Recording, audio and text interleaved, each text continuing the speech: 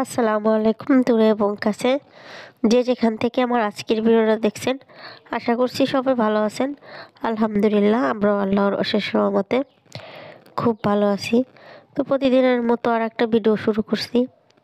আমার ভিডিওর কোনো অংশ যদি একটুও ভালো লেগে থাকে তাহলে লাইক করে, কমেন্ট করে, শেয়ার করে আমার সাথেই থাকবেন। তো এখন হচ্ছে গিয়ে সকাল 6টা বাজে, অনেক ভোর সকাল। এই মাছগুলো হচ্ছে গিয়ে ফ্রিজে ছিল, আমি ফ্রিজ থেকে বের করে কাল রাতেই রেখে দিছি। খেয়ে দিয়ে যখন ঘুমাই ঠিক তখনই, কারণ আজ অনেক সকালবেলা আমি রান্না করে রেখে আমি একটা জায়গায় যাব, সেই চিন্তা ভাবনা করেই তো যেই কথা সেই কাজ। মাছগুলাও ধুয়ে নিছি। ওই যে শিঙি মাছগুলা কালো, ওইগুলো হচ্ছে গিয়ে দেশি শিঙি, তো এগুলা তেমন একটা মানে ঘষলেও মানে কালো যে একটা আবরণ, ওটা ওঠানো সম্ভব হয় না। সব সময় হচ্ছে কি আমি পেঁপের পাতা দিয়ে যে হাইব্রিড শিঙ্গিগুলা খাই, শিং মাছ যেটাকে জিয়েল মাছ বলে, এক এক জায়গায় এক এক রকম বলে, ওটা আমি পেঁপের পাতা দিয়ে বা চুন দিয়ে ধুয়ে নেই, সাদা হয়ে যায়। তো এটা হচ্ছে দেশি মাছ। তো পেঁপের পাতা দিছি, পেঁপের পাতা দিয়ে লবণ দিয়ে কত সময় খাচ্ছি, কিন্তু আসলে ওরকমভাবে পরিষ্কার হয় নাই। তো সমস্যা নাই, আমি তো জানি যে আমি সুন্দর করে দিয়েছি, আমার খাইতে কোনো সমস্যা নেই। দেখতে যদিও বা একটু কালো লাগতেছে। আর হচ্ছে গিয়ে টাকি মাছ আছে, দেশি টাকি মাছ, আর কয়েক পিস পাবদা মাছ। কারণ বাড়িতে মানুষ থাকবে 3 জন, 3 জনের রুচি এক এক রকম, মানে 3 রকমের, মানে একজন একটা খায় আর একজন একটা খায় না। শিঙি মাছটা হচ্ছে গিয়ে সাকিবের জন্য রান্না করছি, আর পাবদা মাছটা বাবা খাবি, আর টাকি মাছটা মেয়ে খাবি। তো এই 3 জনের জন্য হলো 3 রকম রান্না করা লাগছে। আর আমার মা যেটা পায় সেটাই খেয়ে নেবে, আলহামদুলিল্লাহ, মার কোনো সমস্যা নেই। এই জন্য 3 রকমের মাছ দিয়ে একসাথে রান্না করছি। 3 ভাবে রান্না করার মতো সময় আমার একদমই নেই। আর এই যে নানু পান ছেঁচতেছে রোদে বসে, আর মেয়ে হচ্ছে গিয়ে পেঁয়াজ বাছতেছে। মানে আমাদের যে পেঁয়াজির ঘর, ওই ঘর থেকে কিছু পচা পেঁয়াজ আনছে, হালকা হালকা পচা, কিন্তু খাওয়ার মতো, খাওয়া যাবে, সমস্যা নেই। পেঁয়াজের যে দাম, এই যে এই পেঁয়াজটাই 80 টাকা করে বিক্রি করেছে বাবা, শুধু একটু বেশ বাইছে, মানে খোসাটা ফালাইয়া, আর কিছু রেখে দেওয়া হয়েছে খাওয়ার জন্য। তো সেইখান থেকে মা হচ্ছে গিয়ে পরিষ্কার করে রাখতেছে। এভাবে রাখলে দেখা যায় একবারে পচে যাবে, আর এভাবে যদি পরিষ্কার করে রাখা হয় 2-4 দিন রেখে খাওয়া যাবে।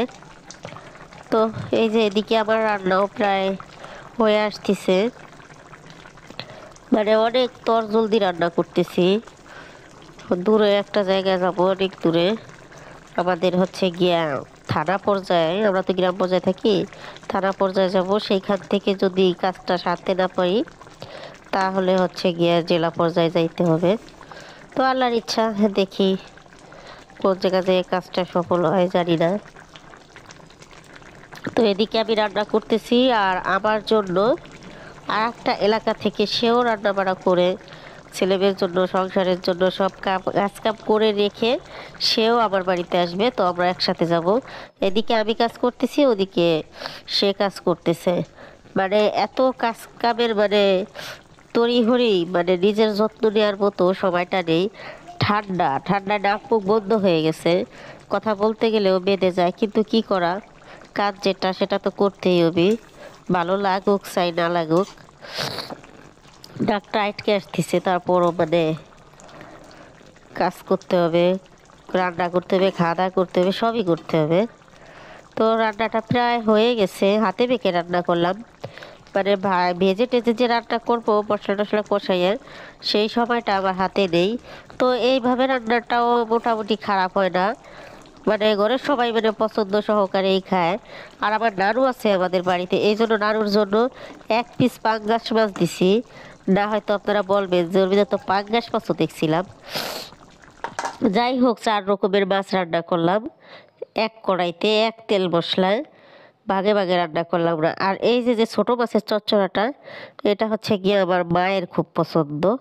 তো যেহেতু আমি সকাল দুপুর 2 বেলা রান্না করতেছি, তো ওই একটা তরকারিতে হবে না, সেই জন্য আমি হাতে মেখে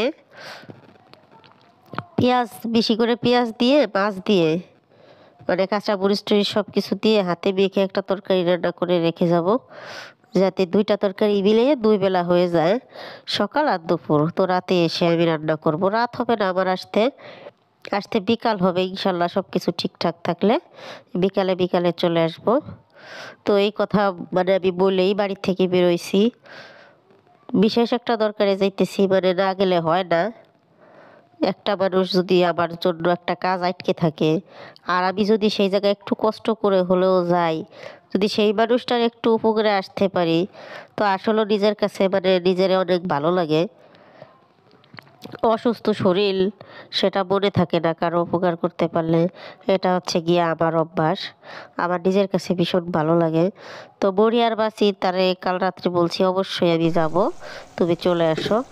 তো আমার এই রান্নাটাও প্রায় শেষের পথে, আমি ধনের পাতা, তারপর জিরার গুঁড়া এগুলা দিয়ে দিছি। তো আর একটুখানি মানে পানিটা টানলেই আমার রান্নাটা শেষ। শুধু মাছ আর পেঁয়াজ দিছি, কোনো আলু টালু দেই নাই। সব কিছুর দাম অতিরিক্ত দাম, আলু তো কিনারই কেনা নেই, 100 টাকা করে কেজি আমাদের এইখানে। পেঁয়াজির কেজি হচ্ছে 120 টাকা, আলুর কেজি হচ্ছে গিয়ে 100 টাকা। তো পেঁয়াজ খাই ভালো, আমি যেটা মনে করি, একই দাম তো ভালোই খাইলাম, খারাপ খাওয়ার দরকার নেই। এই হচ্ছে অবস্থা, গ্রামের মানুষ বা শহরের মানুষ সবারই বর্তমান অবস্থা ভীষণ খারাপ। তো আমার ভিডিওটা এখানেই শেষ করছি, আপনারা সবাই ভালো থাকবেন, সুস্থ থাকবেন, আল্লাহ হাফেজ।